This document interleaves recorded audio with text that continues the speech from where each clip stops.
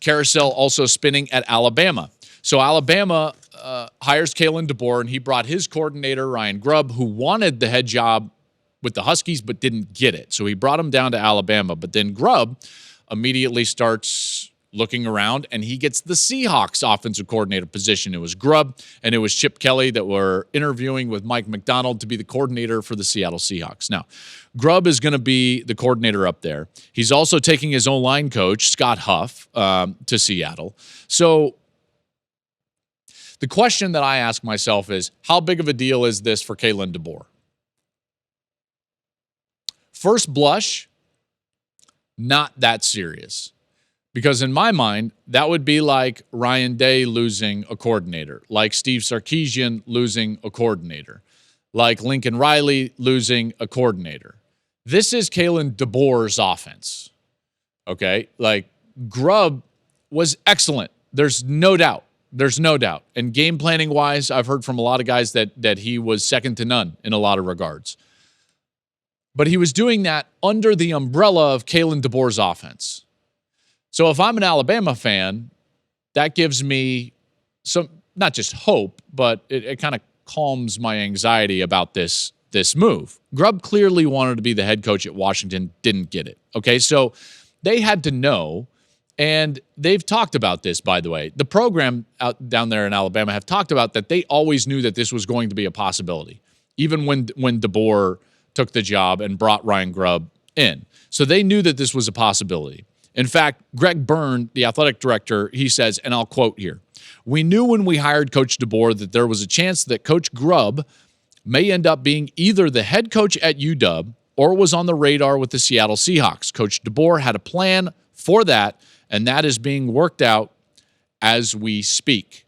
Part of this as well is that, and this is a conversation for kind of a larger topic, this is now outside of the window of when they lost Nick Saban and hired Kalen DeBoer, which means that their internal transfer window is closed. More on that in a little bit. The OC job will likely be a co-OC situation. Nick Sheridan, who's been with DeBoer before, Jamarcus Shepard, they both came with DeBoer to Alabama from Washington. Sheridan is considered probably more in that kind of play caller vein. Sheridan took over for OC at Indiana when DeBoer left, and that was with Penix. I believe it was Sheridan, if I'm not mistaken. He was the coordinator in the COVID year when Penix and Indiana almost went in there and beat Ohio State, that ended up going to the national championship game and playing Alabama. That was after DeBoer left for Fresno. There's also a chance that in this situation, with everything on the line with DeBoer, this is not just any head coaching opportunity. Right? You can't just throw it out there. And again, I've talked about this before. You have to win 10 games. It's Alabama. They're not going to be like, oh, you know what? Good try this year. Nick Saban tells stories about being, out with his wife in the offseason after losing one game or two games and getting pats on the back from Tide fans and being like, good luck next year, coach. Like, try to get him next year. And he's like, we were 12-2, So DeBoer may call plays himself. You never know. Now, I've argued against that during this offseason, but, you might want to lean on that if you're Kalen DeBoer.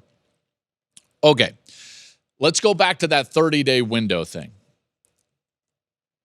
So there are reports out that, not that Alabama was in a position to slow play this, but you could make the argument like, well, why hire Ryan Grubb in the first place?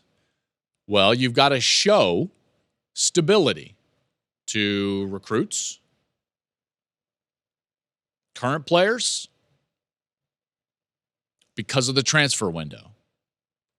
And yet in the back of their mind, they know the whole time, well, Ryan Grubb probably is getting another job.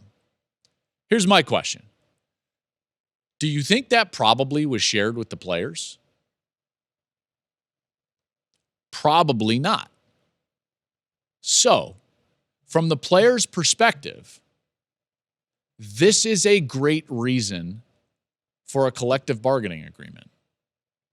because this is an instance that you can take to the table. Let me just give you an example. If we go the direction that I believe that we should in college football, where we organize the players and there is a collectively bargained agreement that starts to put guardrails on things like the calendar, compensation, NIL, the definition of pay for play and employment status and what that actually means and what that could mean for healthcare and so many different things. Again, I think it could clean up so many different things. It's not just from the outside and putting that on players. If you're collectively bargaining, then the players get to bring things to the tables. Like saying, I tell you what, we've got this 30-day window if a head coach leaves or gets fired.